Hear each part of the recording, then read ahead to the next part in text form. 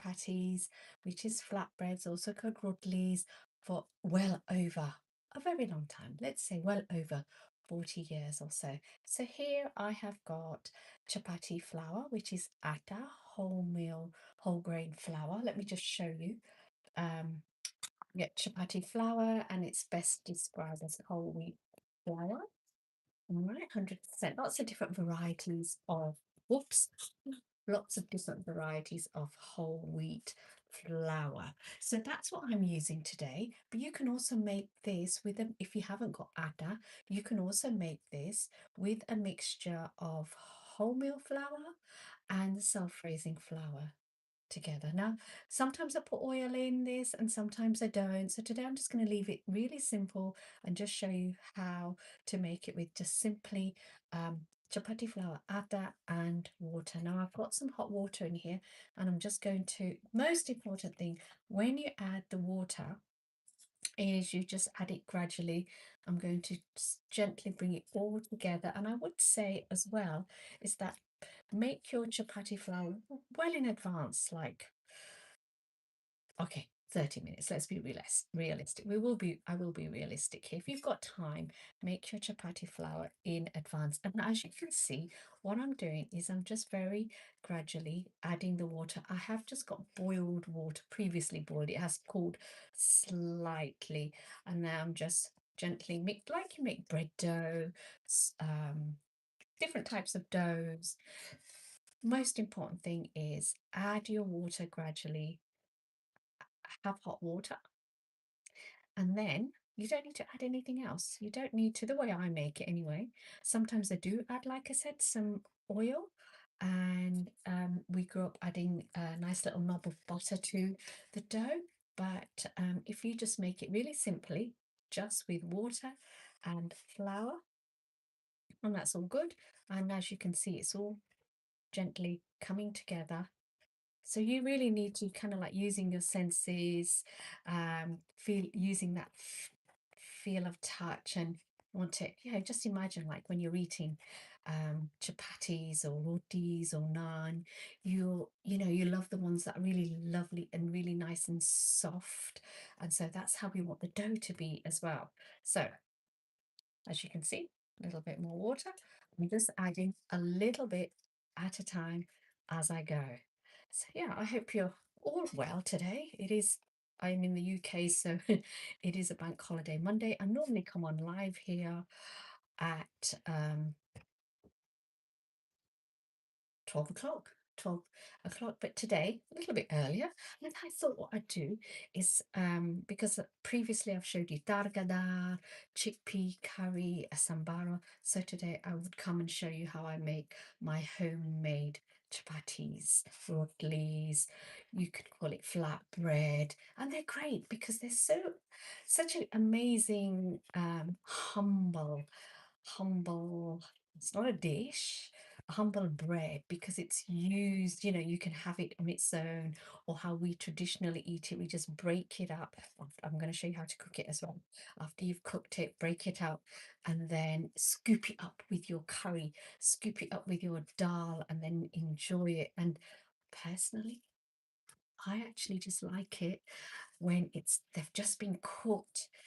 You come off the pan and then you have it with a nice little knob of butter on them. It is really nice. I suppose it's like having fresh bread, isn't it? When fresh bread is just out of the oven. My dough has gone a little bit sticky. Okay, so in order for me to kind of like alleviate that, I'm just going to add a little bit of flour. So that can happen. I think I got carried away talking to you and added a little bit extra. But also want to show you that if you do add a little bit extra, it's all fine. I would rather add a little bit extra than little bit too less of water, because then your dough is going to be quite hard. So you don't want hard dough. I'd rather have a softer dough. There you go. I just added a tiny bit, and that is all good now. So knead that in. I'm going to use my knuckles now to really give it a good knead, and this will help to create a really lovely soft chapati. Now, I'm not here to tell you also that your chapatis have to be perfectly round, because they don't. Have a nice soft dough, and then as a beginner, just get used to making the dough, the feel of the dough, and then um, you know that comes with time, that comes with practice as you roll out the dough into your chapatis as well. And I'm going to show you now. I'm going to add a tiny little bit extra, and here I go. That is perfect. Now, in an ideal world, I would say let this sit now. Or the longer it sits, the better. But today I'm going to show you how I roll these out and then cook them. Now, simple things, I can also just roll them out onto this board as well. This board is fine, it's clean, you've got clean surface, that's all you do. What I'm doing now, just rubbing my hands together, getting all that dough off my hands. No waste, no time for waste today. Knead back in. I'm using my, what's it called, the heel of my hand. Okay, so that didn't take that long. That took about 5, 3 minutes or so to make this dough. But look at it, it's really lovely and soft. And so this is used using atta. I've got some here just to show you. Whole wheat flour. You get lots of different varieties, and if you're in the UK, you can get these in the supermarkets, in the world section as well. Or if you can't get hold of atta, don't worry about it, just try it. Try the chapatis using whole wheat flour and a mix of wholemeal flour and half and half, and a little bit of plain flour as well. Mix the two together as well. Previously, I've made chapatis using spelt as well. I think spelt has been a really great flour to make chapatis with as well. Okay, nice clean bowl, nice clean hands. There you go. All good. Okay, so let's just pretend my chapati dough flour has been sitting for about 30 to 40 minutes. Now, the next thing to do is just using my hands. I'm just going to pull out about the size of a golf ball and roll it between my hands, like every single family has. It's like when we eat bread as well. Some like it thin, some like it thin. So you then decide on your preference. I want it a little bit thinner. So I've taken that out, a little bit of dough out, I took out, and I kind of like, because I've been doing this for many years, have a feel of how big I want my dough. So it's just like that. I suppose that is a very small golf ball. And then again, giving it another really nice knead. And the dough is really lovely. It's so soft. Okay, like so. I'll just do a couple of these. I'll do about 4 just to show you. What I'm going to do now, I'll show you what I'm going to be cooking on. I do have a tower, but I don't use it because I also want to show you that you don't necessarily have to have everything exactly how we have it in our homes to cook chapatis. So I just cook my chapatis on this flat pan. So you just need a flat pan for cooking the chapatis. I'm going to pop it here just on my stove. Gonna get it on. So also, the other main thing is that we want to have the temperature at kind of like a not a really high rate, because then if it's too high, then the chapatis are going to kind of like burn on the outside and be they won't evenly cook. So I'm getting my pan ready, so it is a kind of like fairly hot. I'm just going to go and wash my hands.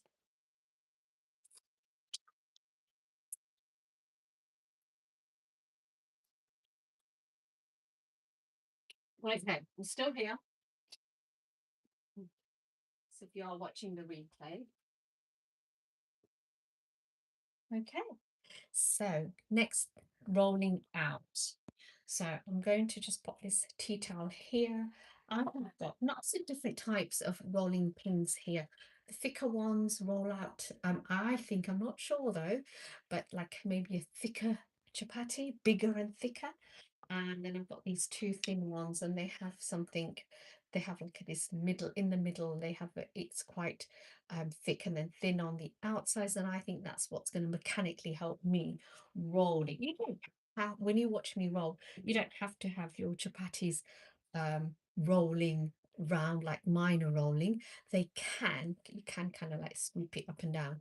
All right, so flour, and that is for dredging. Let me just, so that you can see there. No, that's better. And the flour is for dredging, and that's the same flour that I've used. So I'll get my, I'm going to use one today, get my dough, and I'm going to dredge it in the flour. And so that then I've got some flour on the board. I'm just going to, oops, right, that was the reason why I had this. That's better.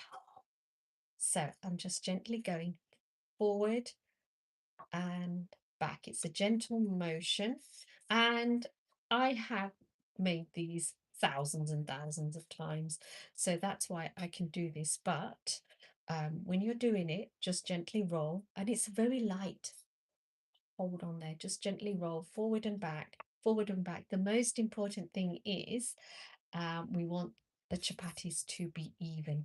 So I'm able to hold it here on the edges, and then it's really light and it's just forward and back motion. And I think that's why I need to figure that out. Actually, I need to find out why this is bigger on the in the middle. And I think it's just so that we can roll. Actually, I reckon it is roll even chapatis. And then I'm just gently rolling forward and back like so. And then lifting it every now and again so that it's not sticking. Now, if you find that it's sticking to the board or your surface, then you just need to dredge it in a little bit of flour. Okay, so normally how I've traditionally make it is I'll make one, pop it here on the side, and roll the other one, and then I'll be cooking it simultaneously at the same time as well. But what I'm going to do, show you, is I'm going to show you, let me show you a couple. So when you start to roll, it's gentle roll forward and back like so. Very lightly. You can just use a normal pastry rolling pin as well, and that is fine too. It's just this gentle forward and back motion like so. I hope you give it a try. You don't necessarily have to have the atta. You've got some wholemeal flour, some plain flour, just do it with some bread flour as well. And gradually, I had 200 grams or a cup of um, flour, and then have some boiled, slightly cooled water. Don't, be careful not to burn yourself. And then I gradually brought that to a really lovely soft dough. Most important thing is, do not add all your water in one go, and then you want a lovely soft dough.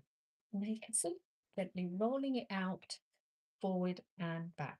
Right, I'm going to, my pan has gone nice and hot now, and then I'm going to take you over here and show you how to cook the chapatis. These can be made in advance. These are great. You know, if you've made a whole load and you pop them into the, you can leave them in the fridge for a few days. These are also great to freeze if you've made a whole batch, if you've got busy time coming, even the dough.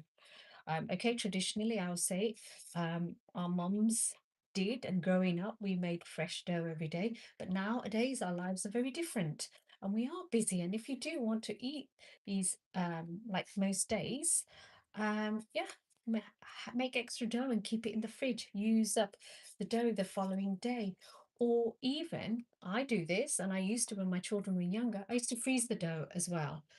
And once it's defrosted, you're just rolling and cooking like this. So many different ways of using the dough up as well, because we are kind of like, we can be time poor, and you want to still enjoy these chapatis because they are the best.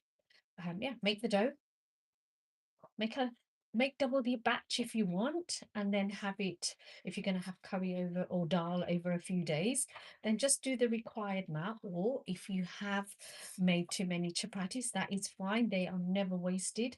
They can freeze well as well, or stay in the fridge. Just gently heat them up.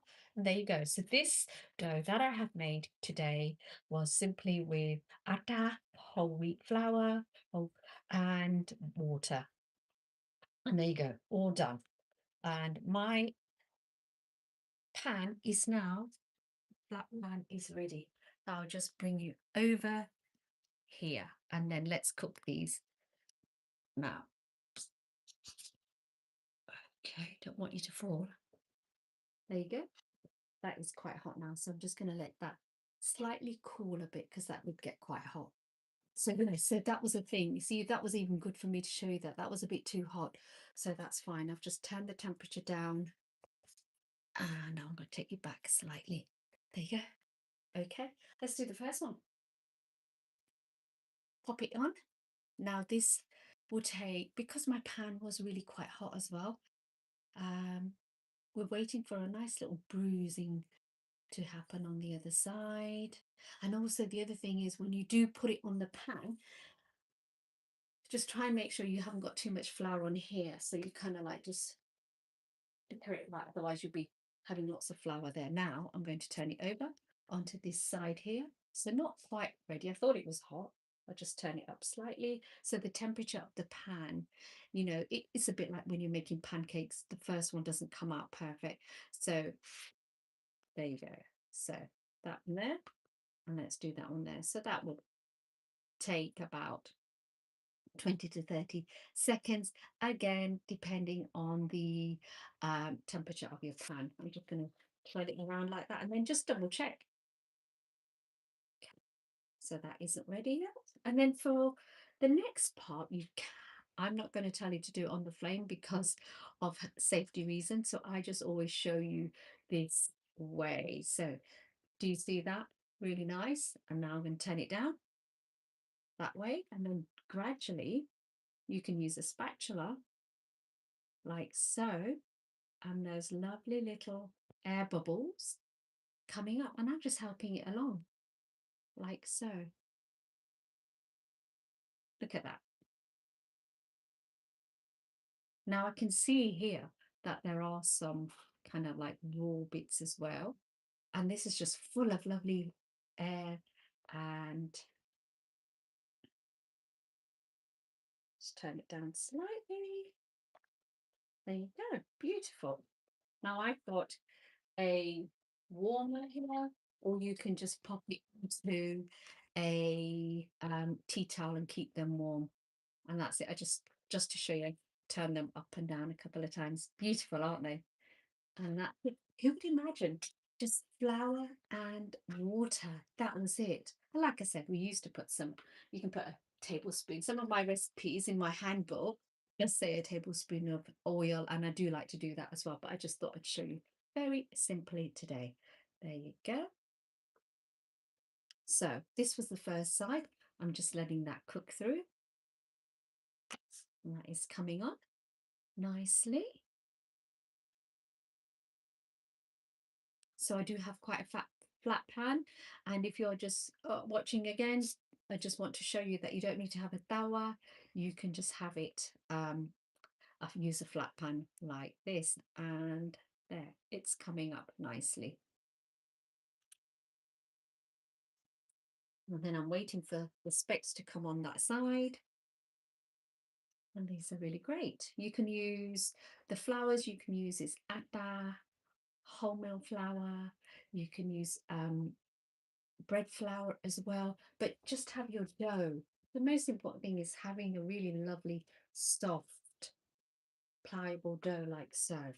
Then I'm going to turn it over again. I'm going to use this. Oh, I also have one of these little wooden presser. It's just basically a presser, and it's just gently pressing and helping it come up like so. There you go. So important things to note. the flour. So I've got wholemeal flour. Make it into a soft, pliable dough using hot water, previously boiled hot water. Oil, you can add a tablespoon if you like, and then knead it well. Really knead your dough well so it's really lovely and soft. And you can imagine if you've got soft dough as well, you're going to have lovely soft chapatis. If you add a little bit of extra water, don't worry about it. You can always add some flour to it as well and then make it into a soft dough. Okay, can you see that? There. Let's pop that down, not ready yet. And then I'll do the last one. And we'll just show you the temperature as well. It's like a medium. If you have an electric cooker, you can still do this on an electric cooker because the most important thing isn't the source of the heat here. It is the fact that you've got a pan, which is at the kind of like, there is no perfect temperature, but a correct temperature in order for the chapati to start to cook and cook evenly. Okay, so the backside of it is getting nice and golden with specks. And then let's turn it over and gently using the spatula for it to start coming up. And that, oh, that's beautiful.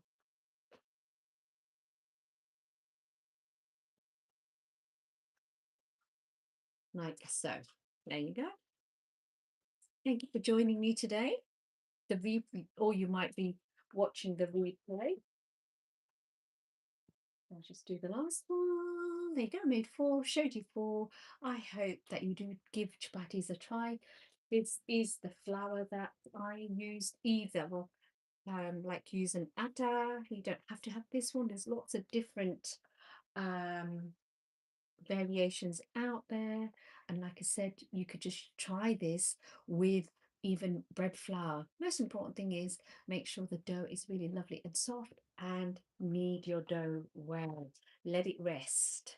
Okay, once it's rested, let it rest for 30 minutes or so, or if not longer, make it the day before, that's fine, or make it in the morning. And then you get golf-sized pieces, you roll it again between your hands, roll them out to an even, doesn't matter about the shape. It really doesn't matter about the shape. Just get your chapati as even as possible. And then do you see that? Oh, those little bubbles are coming up. I am now going to turn that over that way. That looks great. And then I'm going to gently press down and slowly bring that up into a beautiful puffed up chapati, like so. Okay, thank you very much. Thank you for joining me. This recipe and 11 more beautiful recipes for beginners is in my handbook. The handbook is in the link in bio. I also have a community over on school where I cook with my members twice a month, sorry.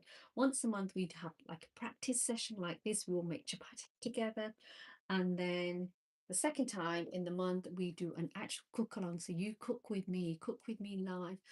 You have got the ingredients list and you get everything ready and we cook together. And that is a great way if you're a beginner and you want to learn Indian cooking.